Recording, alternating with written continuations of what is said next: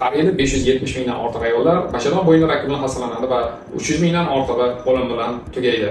Endometrial va tuxumdon saratonlaridan keyin turuvchi hozirda global miqyosda tarqalayotgan bachadon bo'yni rakining amalda diagnostikasi haqida qisqa va dalillarga isbotlangan ma'lumotlarni baham ko'rmoqchiman.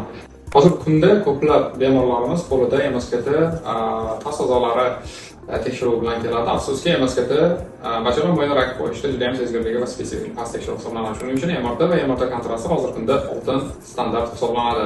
Xo'sh, MRT bachadon bo'yni rakida nimani aniqlaydi? Demak, bu bachadon bo'yni rakining yomon va yaxshi sifatli hosili ekanligini, bundan tashqari uni hujayralik darajasini, ayniqsa DVA rejimida boshqa to'qimalarga o'smaganligini, atrof parametriga tarqalmaganligini va regional limfa tugunlarini kattalashmaganligi va metastazlanish darajasini aniqlashda imkon beradi.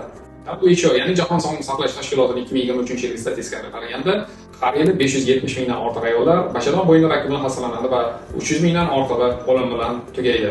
Yana bir qiziqarli ma'lumot, 2008-yili Jade Goody, Buyuk Britaniyaning reality show asoschisi 27 yoshida bachadon bo'yni raki bilan tashxis qo'yiladi. O'z vaqtida skrining va pap testlar amalga oshirmagani uchun 6 oydan keyin demak Jade Goody halok bo'ladi. Va shundan keyin Britaniyada ayollarni skrining bachadon bo'yni rakiga tekshirish skriningi 70% gacha ortib ketadi. Xulosa qilib aytganda, Jade Goody 27 yoshda olamdan o'tgan. Siz va siz sevgan ayollar esa umrini saqlab qolishi mumkin. O'z vaqtida ginekologga murojaat qiling va ushbu patologiyani oldini olish uchun harakat qiling. Sizlar bilan doktor Ma'ruf Salohiddinov, diagnostik radiolog, MRT va MSKT mutaxassisi.